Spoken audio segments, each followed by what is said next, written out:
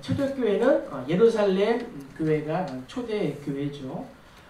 예루살렘 초대교회를 해가지고 예루살렘 교회 하나만 있는 게 아니라 예루살렘에 있는 모든 교회들을 통틀어서 우리가 예루살렘 교회라고 이렇게 합니다.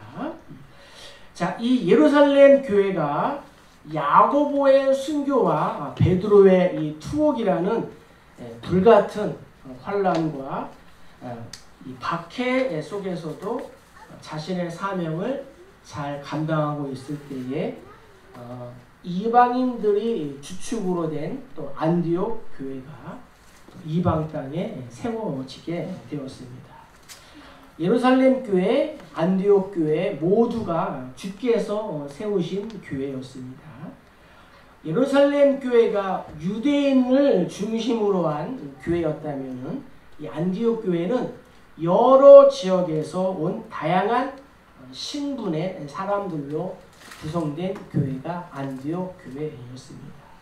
특히 흩어진 사람들이 세운 이 안디옥 교회가 이방의 복음을 전하는 것이 자신들의 사명이다라고 공감하는 데는 많은 시간이 필요하지 않았습니다. 왜냐하면 하나님께서 이 안디옥 교회를 통하여 자신의 백성을 구원하시겠다는 의지가 이 선교의 열매를 통하여 나타났기 때문입니다. 자, 그럼 이 안디옥 교회는 어떠한 교회였을까요? 1절을 다시 한번 읽겠습니다. 안디옥 교회에 선지자들과 교사들이 있으니 곧 바나바와 니게르라 하는 시몬과 구레네 사람 루기오와 분봉왕 헤롯의 젖동생 마나임과 및 사울이라. 예, 이 안디옥 교회는 말씀 중심의 교회였다는 거죠. 11장 19절도 보면은 흩어진 자들이 베니게와 구브로와 안디옥까지 이르러 유대인에게만 말씀을 전하는데 라고 기록하고 있습니다. 네, 말씀 중심의 교회였다는 거죠. 예루살렘 교회 이 중심이었던 교회가 이 안디옥 교회 중심으로 이렇게 바뀌는 계기가 본문에 기록되어 있습니다. 안디옥 교회는 말씀을 전하고 가르치는 수준이 있는 리더십들이 있는 교회였습니다. 안디옥 교회는 하나님의 말씀을 수종드는 다양한 신분과 다양한 지역에서 온 사람들로 구성된 교회였다는 것입니다. 당시 안디옥 교회에는 5명의 리더십들이 있었습니다. 하나님의 말씀을 전하고 선포하며 또 말씀을 개인과 가정 단위로 효과 있게 가르치는 이 선지자와 교사의 역할을 감당한 일꾼들이었다는 거죠. 자, 먼저 바나바가 나옵니다. 바나바는 구브로 섬 출신인데 이름의 뜻은 이 권면하는 자라는 뜻이 있습니다. 바나바는 특별히 다메섹 도상에서 예수를 만난 후에 변화된 이 바울을 예루살렘 교회에 전격적으로 이 변호하고 소개한 사람이었습니다. 다메섹에서 예수를 만나 회개하여 이방인의 사도가 된 이 사울, 당시에 이 외톨이가 되어 있는 이 사울을 예루살렘에 있는 이 사도들에게 사울의 신앙과 인격을 소개했다는 거죠. 그리고 이 바울의 제1차 전도 여행 때도 이 바나바가 동행하게 되었습니다. 자, 두 번째는 누구냐? 니게르라 하는 시몬이 나옵니다. 이 니게르라는 뜻은 블랙입니다. 검다라는 뜻이죠. 라틴어에서 나온 뜻이죠. 아마도 아프리카 출신의 사람을 말합니다. 예. 여기에서 하나님의 구원에는 인종을 초월한다라는 것을 우리가 알 수가 있습니다. 자, 세 번째는 이제 구레네 사람 루기오가 나오죠. 이 루기오는 구레네 출신의 사람인데 시므온과 동양인 사람입니다. 네 번째는 이제 분봉왕 헤롯의 젖동생 마나엔이라고 나오죠. 이 분봉왕이라는 것은 이스라엘의 한 지역을 다스리는 왕을 말합니다. 그 헤롯에게 이 젖동생이 있었다는 거죠. 이 젖동생이라는 말은 함께 양육을 받은 자라는 뜻입니다. 어릴 때부터 함께 양육과 교육을 받고 자라서 매우 친근한 사이라는 거죠. 그러니까 이 말씀을 통해서 당시 상당한 권력층, 헤롯 왕의 젖동생이지 않습니까? 그러니까 상당한 권력층에 있는 사람도 벌써 예수를 믿게 되었다라는 사실을 우리가 알 수가 있습니다. 그리고 이제 마지막으로 등장하는 사람이 사울이죠. 이 사울은 히브리식 호칭이고 이제 이 바울은 헬라식 호칭입니다. 사람들은 오해합니다. 사울은 예수님 만나기 전의 이름이고 바울은 다메섹에서 예수님을 만난 후의 이름이다. 이렇게 오해를 하는데 어쨌든 이 사울은 이방인을 위한 하나님의 택한 그릇이었습니다. 이렇게 안디옥 교회에는 예루살렘에서 온 사람들, 또 다소에서 온 사람들, 또 아프리카에서 온 사람들 등 다양한 출신의 이 교회 리더십들이 있었습니다. 그러니까 저들이 안디옥 교회에서 주인이 되고 또 리더십이 되고 교사가 되었습니다. 예루살렘 교회가 안디옥 교회의 모델이 된 것처럼 우리의 신앙 생활에서도 이 모델이 중요하다는 것입니다. 예를 들어서 맨 처음 만난 교인이 한 달에 한 번 교회에 출석하는 사람이라면 나도 한 달에 한 번 교회에 출석하는 그러한 사람이 되는 것입니다. 반대로 교회에 헌신하는 사람을 만나면 나도 교회에 헌신하는 사람이 되는 것입니다. 그래서 우리 모두는 다른 사람들의 신앙의 모델이 되어야 합니다. 나의 신앙을 위해서도 중요하지만 다른 사람의 신앙을 위해서도 내가 모델이 되어야 한다는 것입니다. 자, 성경에 이렇게 기록되어 있습니다. 자, 우리 한번 읽어보겠습니다. 큰 집에는 금그릇과 은그릇뿐 아니라 나무그릇과 질그릇도 있어 귀하게 쓰는 것도 있고 천하게 쓰는 것도 있나니 그러므로 누구든지 이런 곳에서 자기를 깨끗하게 되면 귀히 쓰는 그릇이 되어 거룩하고 주인의 쓰심에 합당하며 모든 선한 일에 준비함이 되리라. 이렇게 말씀하고 있습니다. 누구든지 자신을 깨끗하게 하면은 하나님께서 쓰시기에 합당하다는 거죠. 예루살렘 교회가 중심이 되어 온 교회를 다스려지고 또 말씀 안에서 양육되었습니다. 그러나 이제 그 주도권이 이방인들이 세운 안디옥 교회로 옮겨지게 되었습니다.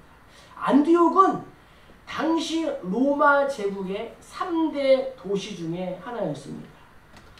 로마, 알렉산드리아, 그리고 안디옥입니다. 정치, 경제, 문화적 차원에서 볼 때에 예루살렘에 견줄 도시가 아니었습니다. 예루살렘보다 훨씬 더 크고 더 중요한 도시였습니다. 그러한 안디옥에 복음이 전해집니다. 당시 안디옥의 인구는 50만 명이었다고 합니다. 그만큼 큰 도시였습니다. 그런데 여기서 예수 믿는 사람들이 철저하게 예수를 믿고 전적으로 헌신했기 때문에 소위 크리스티아누스, 크리스찬, 그리스도인이라는 이름이 이곳에서 주어지게 되었습니다. 계시록에 보면은 소아시아 7교회가 등장합니다. 그 중에 아주 작은 교회 빌라델비아 교회가 나옵니다. 하나님께서 빌라델비아 교회에게 이렇게 칭찬했습니다. 네가 나의 인내의 말씀을 지켰은즉 내가 또한 너를 지켜 시험의 때를 면하게 하리라. 이렇게 약속해 주셨습니다. 빌라델비아 교회야, 네가 말씀을 지키면 내가 시험과 환난의 때를 면하게 해주겠다라고 말씀하셨다는 거죠. 바나바와 바울이 이 안디옥에서 머물면서 1년 동안 전도하고 가르쳐 이 안디옥 교회가 세워지게 되었습니다. 오늘날을 살아가는 우리 역시도 말씀 중심, 또 말씀을 지켜야 한다는 것입니다. 왜요? 하나님께서 약속해 주셨습니다. 말씀을 지키면 시험의 때를 면하게 해 주신다. 그럼 반대로 말씀을 지키지 않으면 시험과 환난의 때에 너를 지켜주지 않는다는 거죠. 어쨌든 우리 교회와 성도님들이 말씀 중심의 삶을 살아갈 때에 어떠한 고난과 풍파에도 흔들리지 않고 견고한 교회와 견고한 성도가 되면 날마다 성장하는 아름다운 교회가 될 줄로 믿습니다. 필라델피아 교회처럼 말씀을 지키는 거예요. 그러면 하나님께서 시험의 때를 면하게 해주신다. 이렇게 약속해 주셨습니다. 자, 두 번째 안디옥 교회는 어떠한 교회였을까요? 우리 2절 읽겠습니다. 주를 섬겨 금식할 때에 성경에 이르시되 내가 불러 시킨 일을 위하여 바나바와 사울을 따로 세우라 하시니. 아멘. 안디옥 교회는 어떠한 교회였냐? 말씀에 순종하는 교회였다는 거죠. 사도행전 12장인데 보면은 하나님의 말씀은 흥왕하여 더하더라. 바나바와 사울이 부조하는 일을 마치고 마가라는 요한을 데리고 예루살렘에서 돌아오니라. 이렇게 말씀하고 있습니다. 안디옥 교회는 바울과 바나바가 1년 동안 수고하여 애써서 세운 교회였습니다. 많이 부흥했습니다. 헌금도 많아지고 구제하는 그러한 교회가 되었습니다. 바나바와 바울이 먼 여행에서 돌아왔으니 이제는 여기에서 열심히 목회하면서 교회를 더 부흥시키고 더 큰 역사를 이루어야 할 단계입니다. 그런데 하나님의 뜻은 그렇지 않았습니다. 주를 섬겨 금식할 때에 이 말을 기억해야 합니다. 여기에 밑줄 쳐 주시기 바랍니다. 주를 섬겨 금식할 때. 유대인들은 금식하는 절기를 정해 놓았습니다. 그래서 그 절기 때에 금식을 했어요. 그러나 안디옥 교회의 금식은 유대인들의 금식과는 구별이 되었다는 거예요. 주를 섬겨 금식할 때에, 주를 섬겨, 이 말은 하나님께 예배한다는 말이에요. 하나님께 예배한다. 그래서 우리가 영어로 예배를 워십, 서비스라고 하지 않습니까? 어떤 성경에는 주를 섬겨 금식할 때를 예배 드리고 있을 때라고 번역했습니다. 예배 드리고 있을 때에 우리 인간은 하나님께 예배하는 존재인 줄로 믿습니다. 그러니까 이 더위에 우리가 이 공간에 모여서 하나님께 예배하는 거예요. 하나님께 서비스하는 거예요. 하나님을 섬기는 거예요. 이것이 하나님이 창조하신 다른 피조물들과 다른 점이라는 거예요. 안디옥 교회의 금식의 목적과 금식의 이유는 분명했다는 거예요. 주를 섬기면서 예배하기 위해서. 예배하고 기도하는 사람들 가운데에 성령께서 임하셨어요. 성령께서 바나바와 바울을 따로 세워라. 바나바와 바울을 따로 세우라. 이 말은 이 명령을 즉시 시행하라는 거예요. 즉시 시행해야 하는 긴급성을 수반하는 명령이라는 거예요. 12장에서 야고보를 죽인 헤롯이 하나님의 심판을 받아 이 벌레에 먹혀 죽었습니다. 이 일로 인하여 교회의 핍박은 잠시 멈추게 되었습니다. 교회의 상황은 조금 호전이 되었습니다. 복음을 전해도 크게 방해를 받는 일은 없게 되었습니다. 그러나 여기서 우리가 깨달아야 하는 것이 있습니다. 핍박 속에서는 교회가 질적으로 성장을 합니다. 그러나 핍박이 없어지고 평안하게 되면 교회는 양적으로 성장하게 됩니다. 그러나 이상한 것은 양적으로 성장할 때 교회는 질적으로 떨어집니다. 그러나 핍박을 당하게 되면 양적으로 부흥하는 것은 잠깐 멈추지만 순수한 신앙이 질적인 부흥이 일어나는 것을 알 수가 있습니다. 오늘날도 어떠한 교회이든지 큰 교회이든지 작은 교회이든지 그 교회에 정말로 필요한 중요한 소수의 인물들이 있습니다. 안디옥 교회에도 이러한 사람들이 있었다는 거예요. 모든 성도에게는 저마다의 사명이 있는 줄로 믿습니다. 우리 모두에게는 하나님이 주신 사명이 있다는 거예요. 아, 목사님, 저 80이 넘어 내일 모레 90인데 하나님 나라 갈 때가 가까운데 무슨 사명이 있습니까? 예?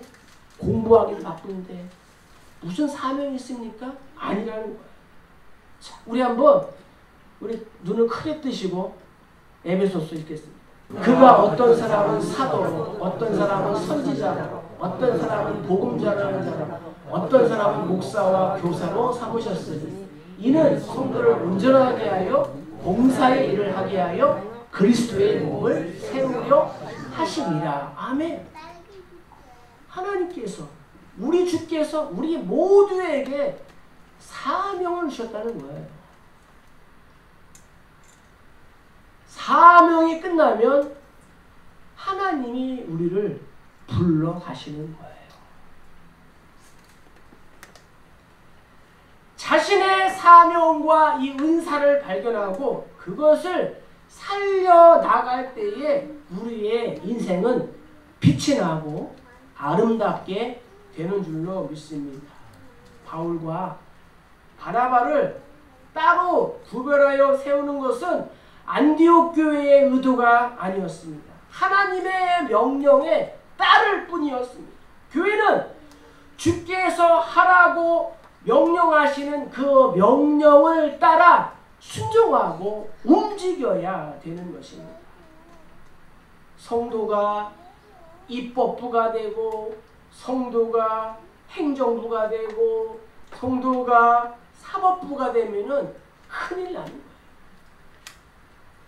우리의 모든 권한은 우리 주께 있는 줄로 믿습니다. 그래서 만물이 주에게서 나오고 주로 말미암고 주에게로 다시 돌아가게 되어 있다는 거예요. 우리가 하나님께 예배할 때에 하나님께 봉사하고 하나님께 서비스할 때에 하나님의 음성을 듣게 되는 줄로 믿습니다. 예배는 개인적인 명상이 아닙니다. 여러분, 다른 종교는 자신들이 섬기는 신에게 명상을 해요. 그러나 기독교는 아니라는 거예요. 예배 중에 하나님의 음성을 듣는 거예요. 하나님의 말씀을 듣는 거예요. 나의 소원, 나의 필요한 것을 간구하는 것이 아니라 주의 뜻을 따를 때에 성령께서 말씀하시는 거예요. 예배는 나의 소원을 받아내는 것이 아니라 하나님을 섬기는 것, 하나님을 봉사하는 것, 이것을 반드시 기억하시길 주의 이름으로 축복합니다. 하나님의 뜻을 기다리는 거예요. 예배를 통해서 안디옥 교회가 주를 섬겨 금식할 때에, 하나님께 예배할 때에 성령께서 말씀하신 것처럼 우리도 하나님께 예배하며 하나님의 뜻을 기다리며 하나님의 음성을 듣는 거예요. 이게 안디옥 교회였다는 거예요. 자, 안디옥 교회는 어떠한 교회였습니까? 자, 우리 3절 읽겠습니다. 이에 금식하며 기도하고 두 사람에게 안수하여 보내니라. 아멘. 안디옥 교회는 파송하는 교회였습니다. 4절도 보면은 두 사람이 성령이 보내심을 받아 라고 했습니다. 안디옥 교회는 성령께 순종하고 있습니다. 보냅니다. 파송합니다. 여러분, 우리가 가고 싶다고 가는 것이 아닙니다. 성령이 보내야만 되는 것입니다. 이 선교는 교회를 향한 성령의 절대적인 지상 명령입니다. 파송은 안디옥 교회가 하지만 실제로 이 일을 주관하시는 분은 성령 하나님이시랍니다. 또한 교회로서도 보내고 있습니다. 한번 생각해 보세요. 바울과 바나바 얼마나 정말 아까운 인재들입니까? 하나님, 우리 교회를 위하여 꼭 필요한 사람들인데 보내다니요 라고 불만스러워할 수 있습니다. 그러나 저들은 군말 없이 보냈습니다. 왜요? 땅끝까지 복음을 전해야 한다는 것을 알고 있었기 때문입니다. 더욱 중요한 것은 거저 받았으니 거저 주는 거예요. 바울과 바나바를 파송하기 전에 안디옥 교회는 금식했습니다. 이 금식은 기도와 안수를 위한 금식이었습니다. 사명 수행을 위한 금식이었습니다. 그래서 금식하며 기도하고라는 단어는 성경에 종종 연결되어 기록되어 있습니다. 사도행전 14장도 보면은 각 교회에서 장로들을 택하여 금식 기도하며 그들이 믿는 주께 그들을 위탁하고 라고 했습니다. 누가복음에 보면은 여선지자인 안나를 이렇게 소개하고 있습니다. 안나는 과부된 지 84년이라 이 사람이 성전을 떠나지 아니하고 주야에 금식하며 기도함으로 섬기더니 예수님을 안게 되었습니다. 예수님을 아기 예수를 안게 되었다는 거죠. 두 사람에게 안수했다라는 말은 오늘날 선교사를 파송할 때 우리가 교회가 안수하지 않습니까? 성도들이 합심하여 이들이 하나님의 사역을 잘 감당하게 해달라고 하는 이 간절하게 기도하지 않습니까? 또한 안수한다는 말은 오늘날 임직식을 말합니다. 자, 우리 한번 사무엘상 읽겠습니다. 사무엘이 기름 뿔병을 가져다가 그의 형제 중에서 그에게 부었더니 이날 이후로 다윗이 하나님의 영에 크게 감동되니라. 사무엘이 떠나서 라마로 가니라. 사무엘이 다윗에게 기름 붓는 거 안수라는 거예요. 바울도 디모데후서에서 그러므로 내가 나의 안수함으로 내 속에 있는 하나님의 은사를 다시 불일듯 하기 위하여 너로 생각하게 하노니 라고 말씀하고 있습니다. 임지식을 통하여 중직이 되신 분들 정말 하나님의 은사가 이 마음에서 불일듯 일어나기를 축복합니다. 안수받고 임직하고 땡 그러면 안 되지 않습니까? 교회는 하나님의 일을 쉴 수 있는 곳이 아니에요. 성도님들 중에는 혹 쉬어가면서 하자라고 하시는 분들도 있을 거예요. 그러나 예수님은 분명히 말씀하셨습니다. 하나님이 일하시니 나도 일한다. 하나님이 일하시고 예수님이 일하시는데 성도인 우리가 하나님의 일을 쉬어서는 되겠습니까? 여기에 보낸다라는 말이 있지 않습니까? 보낸다라는 말은 자유롭게 풀어준다는 거예요. 자유롭게 풀어줍니다. 하나님의 뜻을 따라 떠나가는 이 파송하는 바울과 바나바, 안디옥 교회와 성도들은 기꺼이 즐겁게 하나님의 뜻을 따라 승낙하며 보내주었다는 것입니다. 그리고 이 바울과 바나바에 의해서 안디옥 교회는 이 교회의 선교적인 사명을 수행하게 되었습니다. 그래서 이제 14장부터 이 바울의 이 본격적인 이방 선교가 시작되었습니다. 그래서 여러분들 왼쪽에 있는 곳이 이제 안디옥입니다. 안디옥. 그래서 이제 안디옥에서 그 밑에 조금 내려오면 이제 실루기아 이제 지중해 바다를 이제 건너서 이제 이 살라미 이 바보이라는 이 섬을 지나 또 이제 버가 또 이제 비시디아 안디옥 또 이고니온 또 루스드라 또 이제 더베에서 다시 이제 빠꾸해가지고 이고니온 또 비시디아 안디옥 버가 이탈리아 안디옥 이렇게 1차 전도 여행을 하게 되었습니다. 안디옥 교회에서 바울과 바나바가 차지하는 비중은 대단했습니다. 그들의 목회자 아니었습니까? 바울과 바나바가 안디옥 교회 목회자였습니다. 바나바가 안디옥 교회의 정신적인 지도자라고 하면 바울은 바나바의 모든 것을 포함한 안디옥 교회의 신학자였습니다.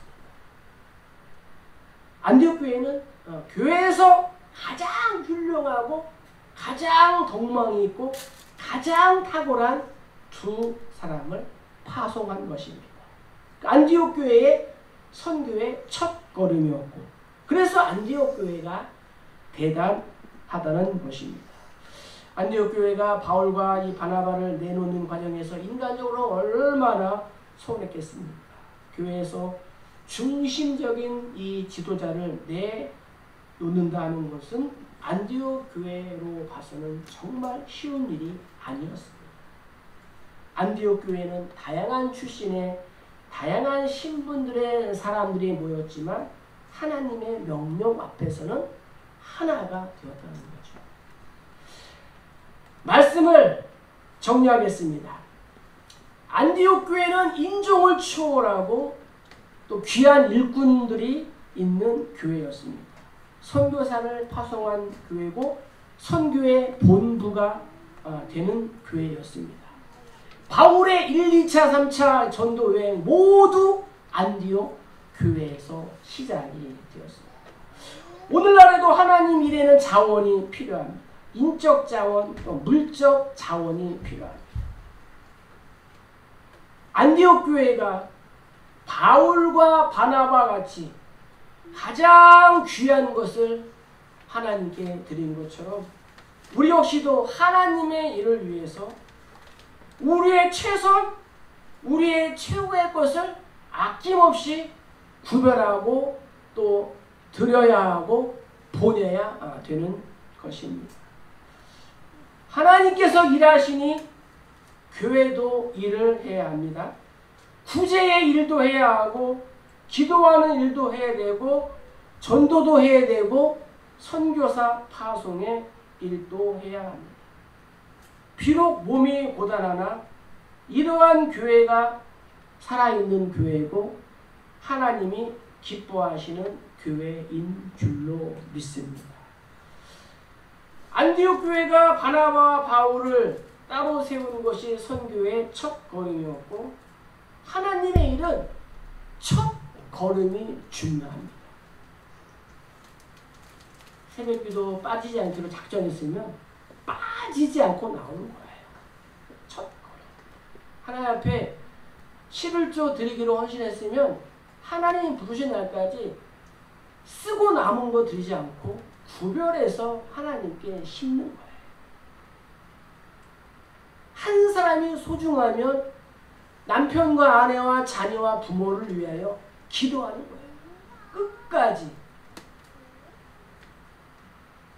그것이 나를 보지 않고 하나님의 일을 보는 것입니다.